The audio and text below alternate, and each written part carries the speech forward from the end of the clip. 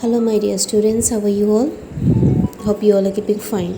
Our new chapter is the chocolate room. That is page number 44. So let us read our chapter.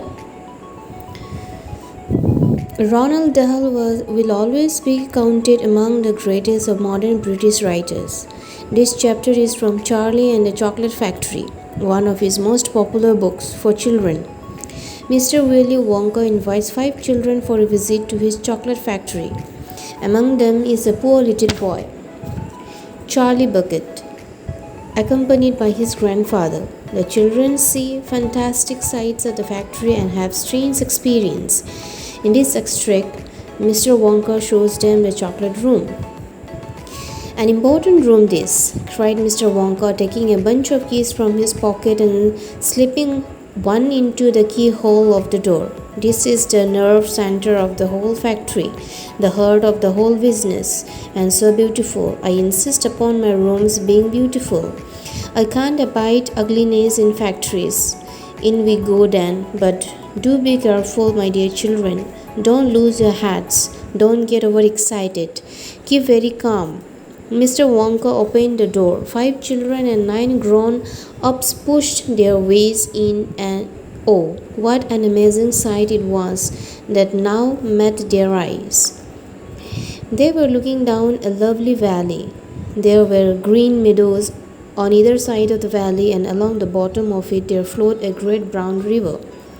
What is more, there was a tremendous waterfall halfway along the river, a steep cliff over which the water curled and rolled in a solid seas, and then went crashing down into a boiling, churning whirlpool of foam and spray.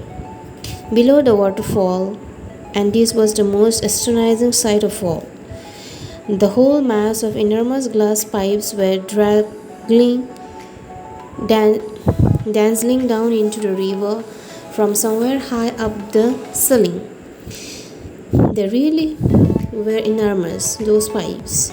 There must have a dozen of them at least, and they were sucking up the brownish muddy water from the river and carrying it away to goodness knows where. And because they were made of glass, you could see the liquid glowing and bubbling along inside them and above the noise of the waterfall, and could hear the never-ending sucking sound of the pipes as they did their work. Graceful trees and bushes were growing along the river banks, weeping willows and alders and tall clumps of rhododendrons with their pink and red and mauve blossoms. In the meadows there were thousands of buttercups. There, cried Mr. Wonka, dancing up and down and pointing the gold-topped can at the great brown river. It's all chocolate. Every drop of that river is hot, melted chocolate of the finest quality, the very finest quality. There's enough chocolate in there to fill every bathtub in the entire country. And all the swimming pools as well. Isn't it terrific? And just look at my pipes. They suck up the chocolates and carry it away to all the other rooms in the factory where it is needed. Thousands of gallons an hour. My dear children, thousands and thousands of gallons. The children and their parents were too flabbergasted to speak. They were stretched. They were dumbfounded. They were bewildered and dazzled. They were completely bowled over the hugeness of the whole thing. They simply stood and stared.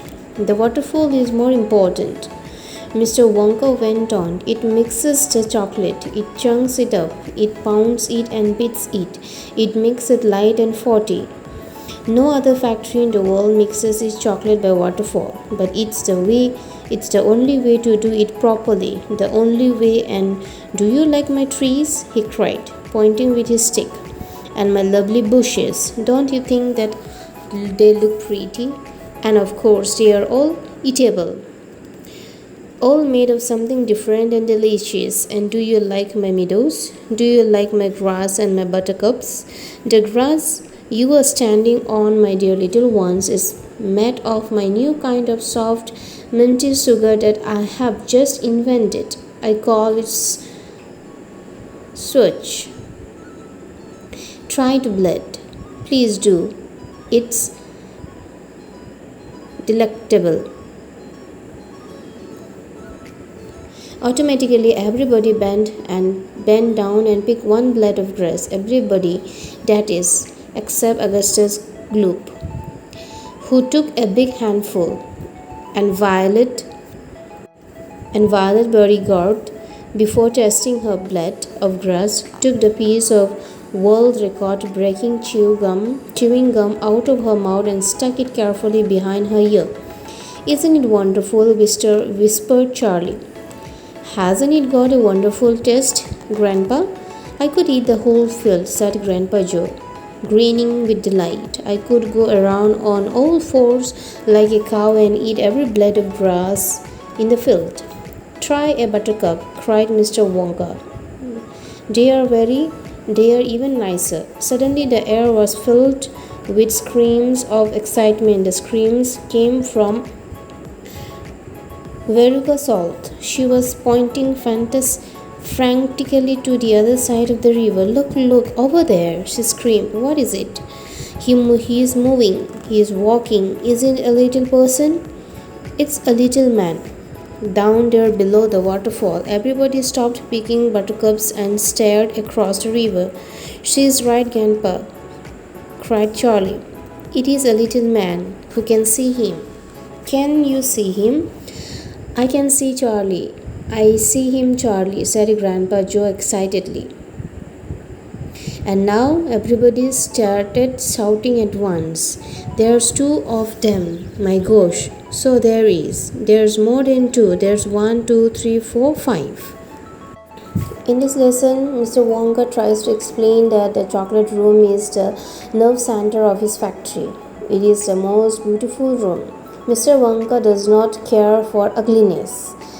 Before entering, he warns the children to remain calm inside. The group enters. The children and the grown-ups, they used to enter and immediately encounters an amazing sight. They could see an amazing sight, a green valley cut by a brown river, which includes a waterfall.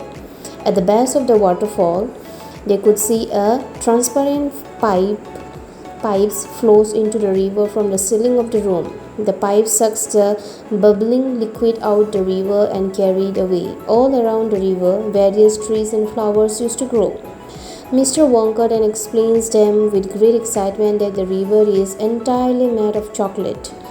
Everyone is too awestruck to speak. Then Mr. Wonka explains that the waterfall is the most important part of his chocolate making processes. He believes that churning chocolates by waterfalls is the only correct way to do the job. He then explains to them that everything around the group is edible and composed of the finest quality chocolate, including the grass beneath their feet. Everyone then samples the grass, they try it, they add the grasses, then Charlie and Grandpa Joe tell each other how wonderful the grass used to taste, while Augustus, scoops a handful and Violet puts her gum behind her ear. Then Veronica used to scream in a reaction to seeing little people on the other side of the river. Everyone else finally sees that the little people. They are confused by the little people and began chattering among themselves. The little boy was beneath their feet. They were confused by the little people and began. The little people looked at the children across the river and had begun to laugh hysterically.